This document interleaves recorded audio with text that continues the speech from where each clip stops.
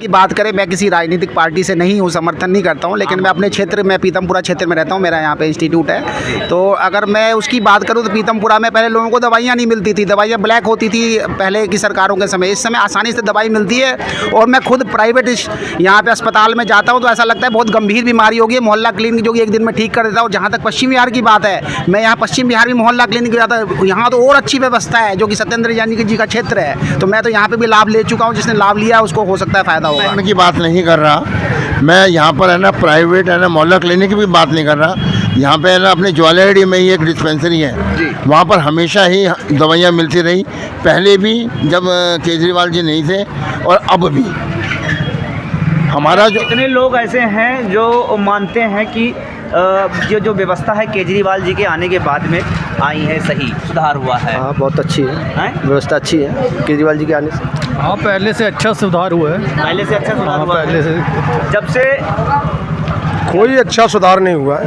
क्या सुधार? कोई अच्छा सुधार नहीं हुआ। कुछ लोगों को मानना है कि सुधार है, कुछ लोगों का मानना है सुधार नहीं है। तो ऐसे में जो दिल्ली बात आ रही है, मैं फ्री से असहमत हूँ। फ्री में ऐसा क्या होता है, कई आप जो है देशों में देखोगे वहाँ पे आपका शिक्षा और स्वास्थ्य फ्री होता है। यहाँ हमारे राजनीतिक दलों ने डाल दिया कि फ्री होता है। फ्री बहुत सारी चीज़ें दी जाती है और हमारा ये अधिकार है फ्री लेने का। तो जब सरकार टैक्स लेगी तो उसको सुविधा भी उपलब्ध कराएगी। जनता टैक्स देती है, सरकार तक पहुँचती है। हाँ, जब जनता है ना, जब टैक्स देगी तो जनता तक तो डायरेक्ट पहुँचेगा ही, पहुँचेगा ना। हाँ, 100% पहुँचेगा। अगर वो फ्री देती है, अगर वो फ्री देने में मैं असहमत इसलिए हूँ, आप अगर देखो नकारा बना रहे, नकारा, हाँ राइट, मेरे नकारा बना लो।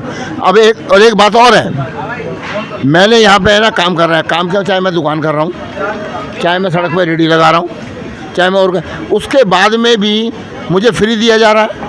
मतलब एक आदमी को जो राशन मिल रहा है वो तो बेच रहा है, ज़रूरतमंद तक पहुँच नहीं रहा। क्या है ये? जो महिलाएं हैं जो बसों पे ट्रैवल करती हैं, वो भी गलत है। एक बाबूजी 10,000 रुपये की साड़ी और एप्पल का फ़ोन और उसमें फ्री बस में, ये कौन सी अकलबंदी है? मैं इससे असहमत हूँ जी। महिलाओं की बात आ रही करी, महिला सशक्तिकरण की बात हो रही है, तो आप उससे अंदाजा लगाए, एक महिला बेचारी बर्तन मांजती है जिसको जो कि महीने के 1,000 रुपये मिलते हैं, अगर उसका किराया बचता है तो उसकी निश्चित रूप से आय बढ़ेगी, उसका परिवार आगे बढ़ेगा। तो ये गलत नहीं है। हाँ, ये सबके लिए ऑप्शन आप छोड़ सकते हैं, लेकिन लोग लेना सब चाहते हैं, छोड़ना कोई नहीं चाहता है। 1.5 लाख रुपये। हाँ, आप टिकट ले लो, आप टिकट ले लो, आप चलेगी बस बढ़िया से। 1.5 लाख रुपए तनख्वाह ले रही है, उसको भी फ्री है, वही बस। ये कौन सी अकलबंदी है? जरूरतमंद तक ये पहुँचे तो एक अच्छी बात है। दिल्ली के अंदर जो 200 यूनिट तक बिजली मुफ्त है, फ्री है, वो भी गलत है। वो पे टैक्स देना चाहिए। जब हम एक सुविधा जो बड़े हमसे लेते पैसे ले रहे हैं उनको दे रहे हैं, हाँ, वो अलग चीज़ है, लेकिन है ना जब 200 मैं तो ये भी कोई अकलबंदी नहीं है। इसका मतलब जो दे उसका शोषण, उसका डबल भी तो हो जाता है। उसका शोषण जो नहीं दे रहा उसको देते रहो।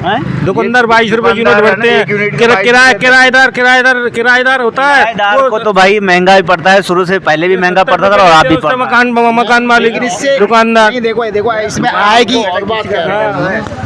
जहाँ तक है ना फ्री की बात है, फ्री की रेवड़ी बांटने की बजाय उचित कारगर हाथों को उचित काम देने के बाद में राष्ट्र में प्रगति के पथ पर अग्रसर बढ़े तो वो अच्छी बात है। कितना सहमत है सर? लेकिन अब डिजिटलाइजेशन हो गया। आप मेट्रो की बात करें, पहले 10 टिकट बेचने वाले थे, आज एक भी नहीं है। तो आप रोजगारी की बेरोजगारी की बात करें, बेरोजगारी तो बढ़ती जाएगी जैसे जैसे टेक्नोलॉजी के हाथ में जाएंगे। आज भाई साहब को मैं कह रहा था, पहले कैमरा भी लेके आते थे, कैमरा मैन होता था, अब आज ये अकेले आए हैं। इसी बात पर हंसी हो रही थी इसके अंदर। तो डिजिटलाइजेशन में जो कि निश्चित रूप से मैन पावर की कमी होगी और AI जो आ रहा है, जितने भी सेल्स कस्टमर केयर हैं भाई साहब, आजकल सब खत्म होने वाला है। 5 साल में देखना इतनी ज़्यादा बेरोजगारी बढ़ेगी, इतनी ज़्यादा बेरोजगारी। आज आप ATM के लिए बात करते फ़ोन पे, वो लड़की बोलती है, वो भी कंप्यूटराइज्ड, ऐसा कुछ नहीं है। वो कंप्यूटराइज्ड लड़की बोलती है, स्टाफ ही हटा दिया है इसके अंदर। कुछ नहीं है। कंप्यूटर आया था, कंप्यूटर आ रहा था राजीव गांधी को। मैं इसके राजीव गांधी के विपक्ष में नहीं हूँ। जब कंप्यूटर आया था, हाई बेरोजगारी बढ़ जाए, खत्म हो जाएगी, हाई बेरोजगारी हो जाएगी। कभी हुआ बेरोजगारी? कंप्यूटर ने ना संचार माध्यम ने दुनिया को मुट्ठी में बांध दिया है। आप ही तो कांग्रेस को लाए थे पहले, हैं नहीं, पहले कांग्रेस ही थी और कोई था ही नहीं। फिर बाद में आम आदमी पार्टी को ले आए, आम आदमी पार्टी को लाए नहीं, फ्री की रेवड़ी भी बटी है। उसके बाद बीजेपी को ले आए। देखो कम से कम है ना, एक बात मैं वहाँ तक सर रहा हूँ, जहाँ तक केवल कांग्रेस जो फ्री बांटती थी, कन्वर्ट हुआ है कांग्रेस का वोट आम आदमी पार्टी में। अच्छा, कांग्रेस का जितना भी वोट था वो कन्वर्ट होके आम आदमी पार्टी में डेवलप ये हो, आप भी समझ रहे हो, सब समझते हैं। ये आप भी समझते हो, सब मेरे नई बात नहीं कही ना आपने ना मैंने। ये तो केवल है ना, जो राष्ट्रीय मुद्दों की बात है ना, उसमें बात अलग है। मोदी जी देखो कुछ बातें ऐसी हैं जो मोदी जी बहुत अच्छा कर रहे हैं, टाइम तो लगेगा ही, ये नहीं है कि टाइम नहीं लगेगा। फ्री की रेवड़ियाँ नहीं होनी चाहिए, ज़रूरतमंद को चीज़ होनी चाहिए, जो ज़रूरतमंद है उसको कई बार सुविधा उपलब्ध होनी चाहिए।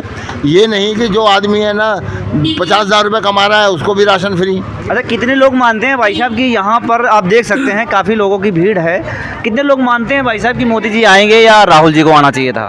चाहिए भाई, फ्री की रेवड़ी क्यों चाहिए? फ्री की रेवड़ी चाहिए, जिनके पास है वो तो नहीं चाहिए बोलते हैं, हमारे नहीं है तो चाहिए ना। अरे आओ तो सही, आओ। अरे मैं बात तो रहा है, बता दो सही, बात तो रहा है, बता खड़ा हो गए।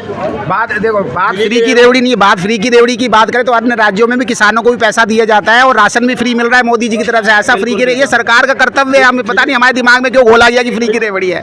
कोई भी चीज़ फ्री की रेवड़ी नहीं है, सरकार अपना कर्तव्य निभा रही है इसके अंदर, गरीब आदमी का उत्थान कर रही है। अगर हमारे में गरीबी रहेगी, आय की असमानता रहेगी, चोरी डकैती होगी, जरूरतमंद को मिलने एक आदमी के पास पैसे अब नहीं मेरे तो पास कोई खाने ना को नहीं रहेगा तो मेरे पास ऑप्शन है छीन बेरोजगारी बढ़- हाँ, खाना। छीन- तो ये लोग समझते ही नहीं कि सरकार आय की समानता को कम कर रही है। आय का आज मोबाइल आप रिचार्ज कराते हो मतलब 20 रुपये का, तो आपका भी 18% टैक्स कटता है और 500 रुपये मेरा भी 18% कटता है। तो बिल्कुल गैप बढ़ता जा रहा है, जो कि आगे देश के लिए नुकसानदायक चीज़ें हैं। पहले 2000 का नोट जो है वो सरकार लाई और अचानक क्या माइंड में आई, उसको बंद कर दिया। 2000 के नोट से बंद करने का मूल था कि जब ज़रूरत थी, जब 500 और 1000 का नोट बंद हुआ तो सर्कुलेशन मतलब मनी को लाने के लिए उसमें 2000 का नोट है ना रखा गया। अब धीरे धीरे वो है जो छोटा नोट है वो प्रचलन में आएगा, जिससे डिजिटल पेमेंट में बढ़ावा मिलेगा और होल्डिंग जो है ना, होल्डिंग है ना ख़त्म होएगी। अगर बंद ही करना था तो लाने की क्यों? चलाए क्यों, लाएंगे क्यों, चलाया क्यों, शुरू क्यों करा, ये प्रश्न है आपका। है चलाया इसलिए टाइम बीइंग है ना, 2000 के नोट से है ना जो मनी की जो योग्यता है उसको करने के लिए करा। जैसे मनी का एक फार्मूला है, money is a major function for medium, major, standard और शोर। ये मुद्रा के 4 कार्य हैं। जब आप है ना मुद्रा के कार्यों में आप है ना कार्यरत वो रहेंगे, इसलिए 2000 के नोट की आवश्यकता थी। लेकिन जैसे जैसे ना होल्डिंग होना शुरू हुआ, होल्डिंग को ख़त्म करने के लिए और डिजिटल आया, पेटीएम से पेमेंट है, स्विफ्ट कार्ड से पेमेंट है, उसके लिए है ना 2000 का नोट बंद इसलिए करा जो होल्डिंग है ना वो ख़त्म हो जाए और जिससे कि डिजिटल पेमेंट से वर्ल्ड इकोनॉमी जो है, इंडिया की जो इकोनॉमी है वो भी ग्रोथ करेगी।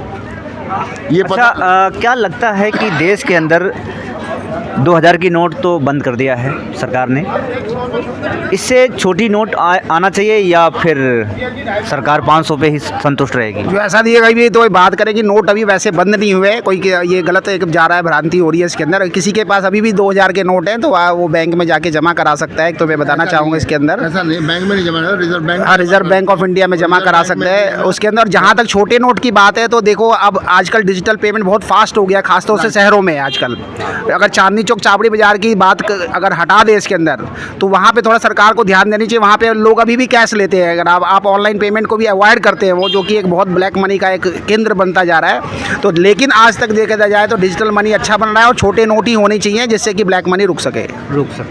बहुत ऐसे देशों के अंदर जो है बहुत ही 2-2 हज़ार, 3-3 हज़ार, 4-4 हज़ार, 5-5 हज़ार के नोट हैं। हमारे देश के अंदर 500 के नोट से ज़्यादा बड़े नोट है नहीं।